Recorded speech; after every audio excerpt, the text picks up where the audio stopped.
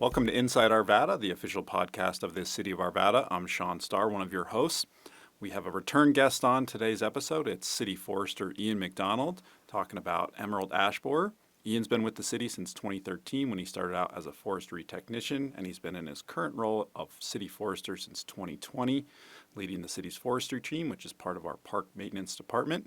And as always, I'm joined by my co-host, Katie Patterson. Hi, Katie. Hey, Sean. Yeah, it was great having Ian back on to talk about emerald ash borer. We definitely dove deeper this time into that topic specifically, which was great, and will be good for our listeners who might have an ash tree that they aren't aware of or haven't treated and should be treating. And then fun at the end, stick around. We did trivia with Ian about various tree-related things, and I did not do a very good job, but I tried. Hi, Ian. Welcome back to Inside Arvada. You're our second repeat guest following Special Events Manager Adele Burton, so appreciate you coming back on the podcast. Yeah, thanks for having me. We're going to switch things up to start a little bit, and we're going to begin by having you share with us a recent success story in your line of work. Sure. Kind of more of a big picture park success story, not just forestry, but we've been tasked with median renovations. And so we've been working through that, and we're starting to get the swing of things. It's going smoothly. These renovations generally involve the removal of old, dead or dying trees, old plant material, full scraping of whatever base material is there, and going through a full irrigation, either replacement or repair, depending on the age of the median. And we go back with trees and more plant material and rock and try to make it look a little cleaner than overgrown junipers. And so yeah, that's been going really well. Jared Cook has been really helpful in the irrigation part of that, and then working with some of the other district supervisors, depending on where that median is, to get those all done. So yeah, well done. Yeah, as we mentioned in the previous episode with Parks Manager Steve Gustafson, those medians that have any sort of plant material are actually Parks' responsibility to maintain those. So something that maybe a lot of people don't know is that, and a lot of that falls on your work for forestry and the forestry team. Yeah, a lot of contract management with our medians for sure. Just trying to keep up with the plant material and the irrigation and weeds and all that. So yeah. Yeah, well, that's an exciting project, and we wanted to have you on now to talk about something a little different. Emerald ash borer, or EAB, is here, and we talked about it a little bit in the first episode when we had you on, but we wanted to talk a little bit more in detail about that. It's here in Arvada. It's in Denver Metro. So what is EAB? yeah, emerald ash borer is a invasive insect from Asia. I don't know specifically which country its origin is, but the Asian continent. And it's very tiny, can fit on a penny. It was originally detected in the early 2000s in the Chicago, Michigan area. They think it came over in packaging crates that were built out of ash. And it's been slowly spreading across the United States. And in 2013, it was identified in Boulder. And over the last 12 years, it's been slowly spreading in the Front Range. And we made positive confirmation in 2020 at the Homestead Park neighborhood. And yeah, we've just been trying to manage it ever since. I believe Denver made their first positive confirmation about a month ago, if that. So they've been, now that it's in Denver, it's for certain it will be even more amplified now that they've discovered it there. Yeah, I think I think it was first confirmed here in Arvada in 2020 there in like the Homestead Park area. That's kind of southeast Arvada. But really in the 5 years since then, it's grown and it's spread throughout the city pretty exponentially, particularly the past couple of years. Where are you seeing it throughout the city now? Yeah, like you said, 64th and Sheridan roughly. The first year and a half, it was like, okay, there's maybe a couple blocks that it's moved. And then year 3, it was like, okay, it's 64th and Pierce, maybe a couple blocks north and south. But really between the like third to fifth year, fourth to fifth year, it's gone from 64th and Pierce to like I just saw some trees like 72nd and Ward, or 72nd and Sims. Sorry, I'm seeing 64th and Ward, 86 Parkway and Sims area, like just a few trees here and there that are symptomatic, but very heavily spread on that Wadsworth. I mean, the entire east side of town for sure, north to south. I'm seeing trees that are symptomatic, they're dead. The difference between year 3 and year 5 is, like you said, it's been exponential. And that's to be expected from other cities in the Midwest that were dealing with this 15, 20 years ago. It's called the mortality curve, and that first 5 years is really insect buildup in your community. And once you hit that 5 year, the death rate and loss of trees like just increases every single year faster and faster until your supply of ash trees dwindles and host wood dwindles, and then you kind of plateau out. And yeah, we're just getting into the beginning of that curve this year. So. And it is specific to just ash trees, right? Or can it affect other trees? Yeah, my understanding is it's specifically true ash trees. So if you have a mountain ash tree, you don't need to worry about emerald ash borer. Fire blight, yes, but emerald ash borer, no, because it's not a true ash tree. It's Fraxinus is the genus for ash.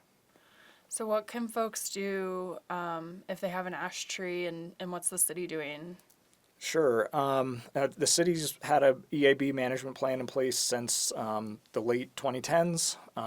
In fact, in 2020 was going to be the first year that we just started doing proactive treatment because it was getting closer. I think it had been found in Broomfield or Westminster at that point.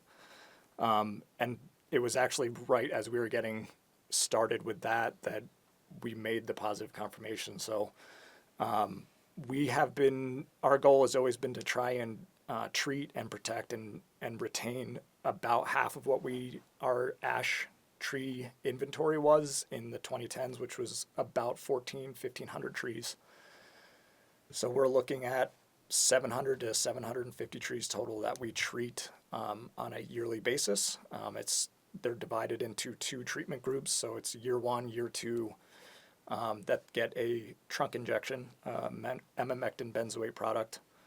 And then there's a 3rd year category that we treat every year with a soil injection. And those are the trees that aren't quite big enough yet to do a trunk injection on, but we want to try and size them up until we can do a trunk injection because we want to save those trees as well. Generally, anything 6 inches and under, especially at this point where we're at, we're working on removal and replacement. And we have been working steadily towards removal and replacement on the less desirable ones, trees that are just in poor condition, aren't good candidates for treatment, maybe aren't growing in the best location.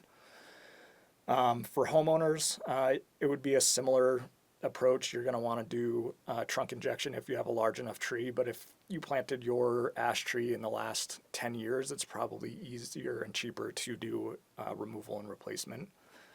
Trunk injections are the most effective treatment for trees. It's not 100%. We have lost a couple that we're doing trunk injections on, but the vast majority of the trees that we are injecting so far have done well, even in high pressure areas. If you have a smaller tree, maybe around the 8 to 12 inch diameter, you can do a soil injection as well. It's not as effective, and it is every year, whereas the trunk injections are every other year. But that is also an effective treatment. The homeowner products that you can buy from Bayer at Home Depot, I know a lot of people were using that. It's a similar product, excuse me, but most of the time what people are doing is just doing like a soil drench with it. It's not quite as effective as doing an actual deep root injection where it's pushing past the root system of your grass and stuff to get into the tree. So maybe at first that was kind of something effective to do, but I would say now that we have our pest pressure where it's at, it's probably best to go a bit more professional. An important distinction to make is trees on city property, obviously the city can treat and take care of, but trees that are on private property, homeowners, business owners, those are the responsibility of those landowners to treat and protect those trees. We do this EAB messaging and informational campaign really just to let folks know that EAB is out there and to be aware of it. But it's not like you can call Ian and his crew and say, hey, I've got an ash tree here, come treat my ash trees for me. We're just letting folks know because it takes a collective effort to stop the spread, but it is the individual's responsibility to treat their own trees, correct? Yeah, that's correct. And unfortunately, we don't have a program in place where we can assist with private property tree management in general. And emerald ash borer would be falling under that. It's very similar. I get a lot of homeowners that call about if they have a spruce tree or pine tree, treating for mountain pine beetle or pine hips, spruce hips, and what options they have there as well. It really comes down to, as a homeowner, the value that tree places on your property. Some folks are, they're like, well, I just planted a few years ago, I'm okay with removing it. Other homeowners are like, no, this is very essential to my property. That is, if it's that essential, treatment is definitely where you're going to want to be at for retention. It's a personal thing. It's hard to make a decision on treatment or removal, especially because treatment is a long-term expense. But where we're at too with the city is this year we've been looking pretty hard at our trees, but this year we're at the point where we're like, hey, if we're not treating this tree, it's probably gonna have to go. And we're listing more of those trees that we have not been treating, but have been retaining, that we're like, okay, 6 inches is under is probably going to be removed in the next year or two. Either proactively or due to loss. And it's hard because you get to some of these trees and the only thing wrong with it is that it's a 6-inch ash tree. And it's just not economically feasible for us to treat even in-house with our own technicians. So yeah, it's tough to go and look at a nice tree in a park and be like, well, the only thing justifying the removal of this tree is that it's not big enough, like it was planted too late kind of thing. So it's tough. Do you just wait in that case until it gets infected? Or do you We're trying, we were originally, but at this point, because of where the pest pressure is at, where we're seeing the extent of the infestation, we're taking a more like, hey, we're not treating this tree. Do we really want to leave it as host wood? Okay. And that's kind of where we're at. Because you can get a lot of insects because they are so small, and even a small tree will host like thousands of them. So. And so, kind of going back to what property owners can do, it's kind of a two-step approach, right? Number one is like look and see if you have ash trees on your property, and we have a webpage that helps you kind of identify those. Some of the quick things to look for is the compound leaves with 5 to 9 leaflets and the pattern of diamond-shaped bark. Those are some easy identifiers if you have ash trees on your property. And then if you can confirm that you have ash trees, the next step would be to contact a certified arborist to do some sort of treatment plan. We don't have like a list of arborists that are certified, but the city and county of Denver does, and that's linked on our EAB page. So that's kind of the two-step approach, right? See if you have ash trees on your property, and if you do, reach out to a professional to get some treatment going. Correct. Yeah. Have we limited the ability to buy ash trees? Like, could someone have planted one 2 years ago or bought one this year? You probably wouldn't have been bought at a local nursery. I believe there's been a moratorium on ash at least since 2013. The Okay. last time I can remember going to a nursery and buying one and planting it was in Colorado was 2010. But I believe most nurseries, they cleared them out pretty quickly or sold them out of state. If you don't live in the Denver Front Range area, I could buy an ash tree from our supplier if I chose to do so. So yes, you can still get them. They can still be shipped here, but why you would choose to do so, I don't know. So it is possible that somebody did, but it's unlikely. Okay. Yeah, I figured that was the case. So EAB is one pest, and then you've mentioned a few others. Are there other types of pests that people should be aware of that are harmful to our trees? Yeah, like I said, pine hips, spruce hips, turpentine beetle, mountain pine beetle, all local And by local, I mean like native insects to Western United States or North America or the Northern Hemisphere. So nothing that they're not invasive, but because our winters have gotten warmer over the last few decades, their populations are increasing. They're not being killed off as much. They really need like a very cold winter to help kill larvae. The pest pressure from those is also increasing, and I think people are very aware of like the situation in our mountain regions where treatment isn't as effective or even possible. But in town, you can do integrated pest management with those, making sure your tree is just overall in a well-kept manner. So trying to remove some of the larger dead from them. You can do some, if you want to do supplemental watering. I mean, some people might have a really big tree and you're looking at thousands of gallons of water for a big tree. So supplemental watering isn't always the best option, but if you have a smaller tree, you could do that as well to help just kind of keep up the overall health. And then you can do preventative treatments for those insects as well. We do a trunk application of imidacloprid, I think is the active ingredient in that, and we try to treat about a third of our conifer canopy preventatively. You can do trunk injections as well, and as a homeowner that might be a better option, especially if you only have one tree.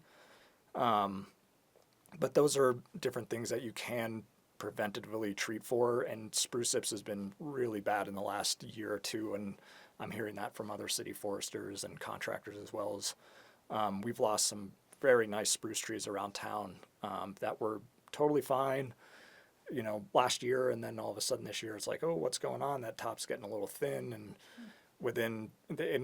these insects can kill these trees very quickly. You're looking within a couple months, if not a month, or some of them we've been like, it seems like only a few weeks have just died. We actually took one down over at Wood Run Park today that had pine hips in it. So yeah, just trying to do whatever you can to keep that health of that tree up, and do some preventative treatments as well. Excuse me. Obviously, Japanese beetle, people are noticing a lot more as well. Defoliating species, also invasive. Front range prevalent. Every town is dealing with Japanese beetle, a very tough insect to treat for. It's said that the best way to treat for it is in the grub phase when it's living in the soil, which will protect your grass. The problem is they can fly up to 5 miles a day. So if you treat your property and maybe a couple people around you also treat their property, if somebody 2 to 3 miles away from you isn't treating their property and they have grubs, like, you're just going to have a huge population of Japanese beetle coming from those untreated properties. And it is like very much pervasive in the Front Range at this point. They really love species from the rose family. But I've also noticed they really like elms, they like lindens, they really like newly planted plant material for whatever reason, and foliar sprays for that insect are, you're throwing your money away, but they'll be back in a few days, especially if they're next door or only a couple miles away. So, and then there are emerging pests as well that people talk about a lot, spotted lanternfly being one of the bigger ones that I believe the U.S. Department of Agriculture or U.S. Forest Service is tracking.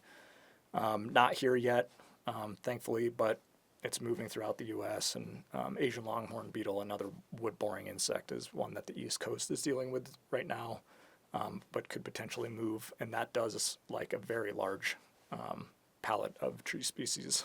Its appetite is not limited to just one kind. No, it likes a diverse palette for sure. And they are big beetles. They make very large wounds in the tree. Yeah. Is there any just general tree care like tips you can give someone as like what time of year to kind of maybe do an inspection, what sort of things? I mean, you mentioned kind of keep up the health of your tree of like trimming branches. I mean, is it get out in spring and visually inspect and see if everything looks healthy? What do you kind of recommend maybe on an annual basis for folks? Yeah, I mean, year round, really, you can kind of notice things. Winter, you'll maybe notice the structure of your tree a little bit better if you have storm damage. In the spring, you'll notice if it's leafing out properly. In the summertime, you'll see, is it starting to wilt? Is it, am I starting to see defoliation occurring, even though it looked really nice a couple months ago? What does it look like now? And then in the fall, a lot of insects actually overwinter in the mulch in your gardens and stuff. So like turning your mulch over, and some people will clean it out and put all new mulch in. But at the very least, kind of turning it over and trying to get some rotation in there helps a lot.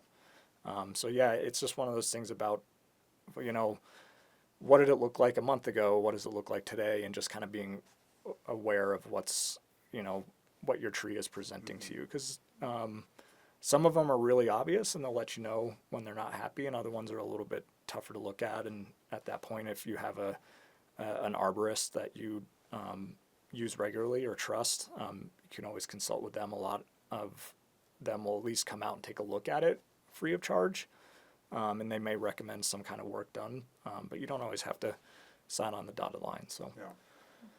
And then switching gears a bit, we wanted to talk about a project that you've been working on called the Habitat Trees Initiative. Tell us more about that, and what is a habitat tree? Yeah, we just started doing that this year, kind of early winter, or I should say kind of midwinter to beginning of the spring. Habitat trees are trees that have been essentially marked for removal or some kind of mitigation to be done with them in our park system or open space areas that aren't in areas that we have improved amenities. So a trail or a playground, benches, picnic tables, stuff like that, that we would normally remove because it's just dead, and then we're like, okay, we're at a park, there's a dead tree, that's what you do, you remove dead trees. But instead what we're doing is we're assessing the hazard that those present to the surrounding amenities, and we're doing risk reduction on them, either to remove all the limbs, or we're saying, hey, this is far enough away from amenities, we're going to leave this tree as it is. And the idea is to provide habitat, mainly to our bird species, but also to beneficial insects that will attract those birds that we want to see in our park system. People love the birds. But there's also opportunity there presented for some of the larger mammals and small size mammals to make habitat in. This whole habitat tree, I don't think is a new idea, but the city of Littleton actually did a study with CU Boulder a couple years ago about how to make some more artificial habitat trees, or how to retain these trees in our park system that is beneficial to the environment, but also minimizes risk to our public. And they have, and I think we actually linked on our website this study, and it's not a super long study to read, but it's really interesting. Some of the techniques that they've applied in Littleton, and that we are now applying here to help create some of that artificial habitat. Whether it's just leaving a standing dead tree alone, as I said, a very passive way of doing it, or reducing it down to a trunk of a certain height and doing some cross cuts into it, or actually boring out a cavity. Lots of different techniques that can be applied to do this, and I think we have about 6 to 8 that we've done so far at various stages of development. And so far, the one that we've done the most work to, we've actually already have a bird family living in there. So they have a little nest in there. That one is near Stanley Lake Library. It's one of the trailheads, or kind of close to the trailhead of the Heritage Canal. Not a place that a lot of people go, but there is, again, you have a trail system nearby, but it's not right at the trail system, and you have a lot of natural natives, growth going on there, your taller grasses and shrubs and stuff. So we kind of just, instead of being like, well, this is a park, let's cut all these dead trees down because that's what we're supposed to do, we're like, hey, let's try to work with what's already here and try to reduce our risk. And yeah, so it worked out. Yeah, very least that cool. one. Yeah, that's So cool. if you're in a park or something like that and you see a tree on city property that is clearly dead, but you're wondering why it's still there, maybe take a closer look. There might be a bird's nest in there, home to some critters. So Yeah, and Yeah. these are definitely trees like in the manicured bluegrass parks. Like we're not going to be Yeah. leaving these trees standing there. Obviously, it's going to be more in our native parks, our open space parks, or the fringes of those maintained areas is probably where you're going to see those more. yeah. Yeah, very cool. Well, last but certainly not least, is there anything else you'd like to share with our listeners or any misconceptions or misinformation out there you'd like to clear up? Not that I can think of off the top of my head. Okay. That's all right. So- You know, having you on the We've second done a time, you lot. know, we've covered a Yeah. lot of information. We so, have. Oh. Yeah. Because you are a return guest, we're not going to ask you the same lightning round questions. We can link back to that first episode, but we are going to close with some trivia. Okay. We got 3 questions here, all tree related. Oh boy. Dun, dun, We're going to dun. have both of you try and answer. If you know the answer right away, maybe we'll let the other one try and guess because that'll be more fun. Okay. And I won't know any of them. All right, here we go. I might not either. We'll see. We'll find out. Yeah. All right. What type of wood was Babe Ruth's bat made from? I'm gonna go with ash. I don't know. Elm.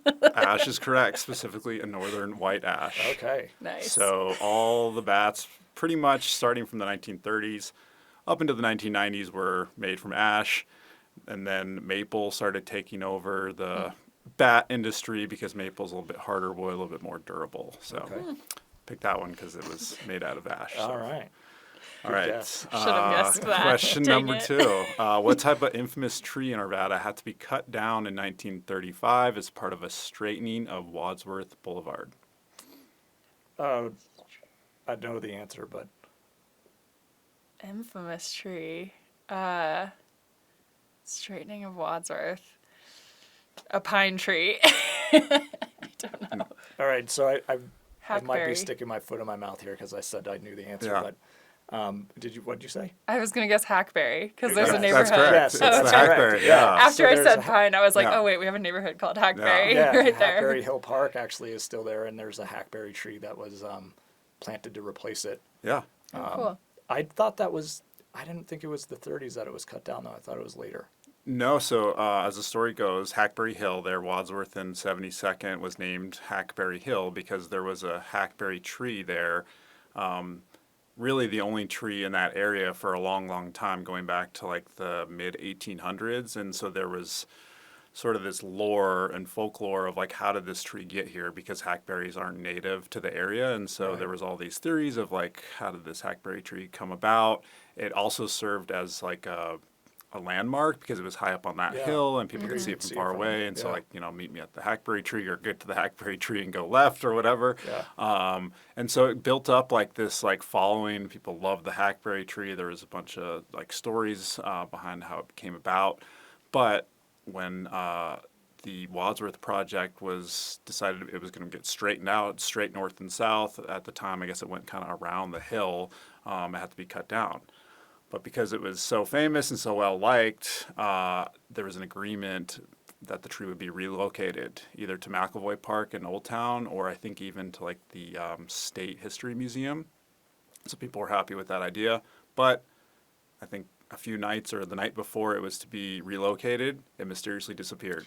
Oh, Yeah. And it was a mystery for 40 years. No one knew what happened until someone by the name of Ford Fox came forward. I think he lived in Denver, and he admitted that he and a buddy came one night and cut the tree down overnight. He was part of the road construction crew, I believe, and he was just tired of all the back and forth on what to do with this No famous tree. way. And so he came and took matters into his own hands, took the tree out, and stayed silent for 40 years until Wow. he came forward and admitted Yeah, I thought that happened in the 70s. But Yeah. Okay. Wow. I thought maybe it was like a tree lover came and took Right. it to their backyard. Yeah, No, so- That it's would have like, been an undertaking for sure. but Yeah, the other there's way, a even moving few that tree would have been. yeah. web sources that we can link to. But yes, Hackberry Hill Yeah. Elementary, I think, has a tree planted in replacement There's of it. there's one. I guess it's technically at the Arvada Center, Uh-huh. but there's like a little side park there, and there's a smaller hackberry tree there that was supposed to be like the replacement. Okay. I don't know how old it is. It's I mean, it's not very big. So I've read that there was a replacement tree planted in that area, but I went up to Thundercloud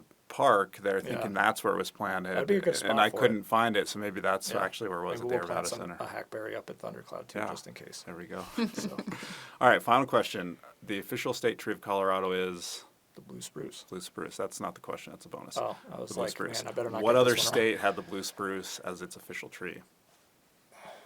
wrong. Ooh, Utah. Montana. Utah's Dang correct. Okay. Utah They claim to have the tallest one too. could be true. They did claim. I don't. yeah. I think the taller one was found in Colorado. Actually, Utah claimed the blue spruce before Colorado did. And so they beat us to the punch. Colorado followed suit.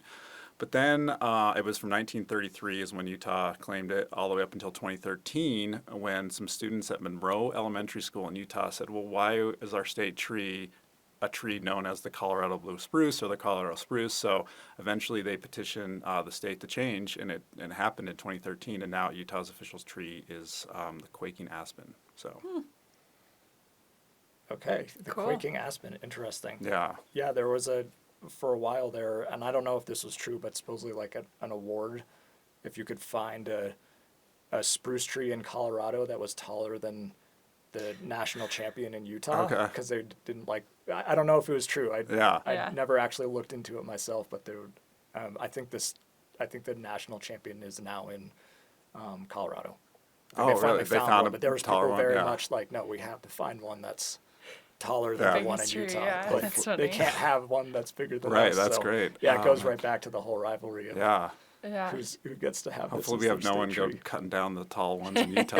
I think the one they found here in Colorado is in one of the national parks. Yeah. So it'd probably be hard to track down, but I'm sure it can be found. Interesting. I didn't know Very, that there was yeah. that kind of rivalry there. So So I got one for you then. Yeah. Do you know which tree Arvada has that is the state champion? cottonwood. Maple. It's the cottonwood. Yeah. 'Cause What makes it a state champion? So it's the largest of that species in the state of Colorado. Points based. There's a few that have like a larger spread, but we have the biggest overall measurements. They take trunk measurements and canopy spread and height, and then Where- they have an algorithm. So it's all held by the Colorado Tree Coalition. Okay. We were huge advocates of trees in the Front Range, and they are the ones they're the keepers of the list. So, Yeah. Where's our champion cottonwood? it's on a city property, but it's a secret Okay. because I don't want it to end up like the hackberry. That's fair. So- Yeah. It is interesting to know like the value of those giant cottonwood trees. Like if Yeah. for some reason you'd have to remove one for a project or something. Yeah. What you measure the diameter, and that's like the cost to replace, and some can be six Yeah, figures. Like, there's a whole formula again Yeah. that gets put into that, but yeah, they can get very expensive very quickly. Yeah. Especially the cottonwoods as girthy as they can get. So, yeah, well, we can claim celery and cottonwoods white too. celery Yeah. and the state champion cottonwood for now. So, Awesome. Nice. yeah, we moved up to number one. We were number two before that, but I think number one was in Longmont, and I believe it finally died, and they had to Yeah. remove it. So we moved up to number one. Their Which- loss is our gain. Yeah. This is true. Their loss is our gain. So, Awesome. Well, thanks, Ian. Really appreciate you coming back on the show. yeah, thank you so much for having me. I appreciate it. Thanks. As a reminder, we love to hear from our listeners. You can stay in touch by texting us using the link at the top of each episode, or you can drop us an email at podcast@arvada.org. We love hearing feedback about what you enjoy, or perhaps some ideas about who we should have on future episodes. Speaking of feedback, we got an email recently from a listener, Tom Carney, in response to our Park and Recreation Month episode. Tom wanted to point out how instrumental Bob West was to the development of the city's parks, trails, and open space system, as well as the Apex Park and Recreation District. Bob dedicated his whole life really to civic service, helping secure funding for public safety and community recreation projects. And in fact, he was recognized by the Arvada Chamber as the winner of the 2024 Pioneer Award for his service to the community. So thank you, Bob, and thank you, Tom, for the email. Yeah, really cool email that we got. We love when our listeners write in like that. And so on to our news and events section. The final bulky item drop-off event of the 2025 year is Saturday, August 16th from 9 a.m. to 2 p.m. at the North Area Athletic Complex, the NAC. And so as always, there's information on our website, and we'll link to that in our show notes with you'll want to check out that list of acceptable items and what to know before you go. And then new programming with Resource Central is that we are able to offer discounts on a fall garden in the box for Arvada water customers. And so that is available now, and there are still some garden in a box is available, as well as some space in the lawn replacement program because we got some additional opportunity there as well. And so Resource Central has really great trained experts that walk you through the whole process, whether it's just planting one of their gardens or removing a section of your lawn that might sound more intimidating. They really help you through that whole process. So encourage folks to check those out. But the supply can go quickly, so act now. Get on it before it's too late. Yeah. And then finally, there is a road widening project out at the intersection of Highway 93 and Highway 72, which is Coal Creek Canyon Road. So that's a private contractor and developer on a CDOT managed road doing that work. And so if that's an area that you live or travel through and you want more information, we'll link to how to sign up for their weekly email updates with travel impacts and kind of what's going on with that project for folks. And then finally, I wanted to extend a congratulations to our Arvada Parks Photo Contest winners, and thank you to everyone who submitted photos. We had lots of great submissions. It was hard to narrow down those finalists, and you can learn more about that at arvadaco.gov/parksmonth. And our next Movies Around Town event is coming up on Friday, August 8th. We'll be hosting a free showing of Happy Gilmore at Bridgeside Park. That's right over there by Vanderhoof Elementary. It's great timing with Happy Gilmore 2 coming out recently. That movie will start approximately 9 p.m. when it's dark enough to show the movie. Thanks again to our guest today, Ian MacDonald. Be sure to listen to our next episode with Aslan Drosky, the city's bike and pedestrian coordinator with our transportation planning team. Today's podcast was recorded and edited by Arvada Media Services. And I've got 2 fun facts. Craig Hilligris was the city's first city forester, preceding Ian, serving the city for 42 years. So shout out to Craig. And then also wanted to mention that the city provides free mulch to residents out at the entrance to Arvada Blunt Reservoir just off West 64th Parkway. And that pickup site is open 7 days a week from 6 a.m. to 7 p.m. Whoa.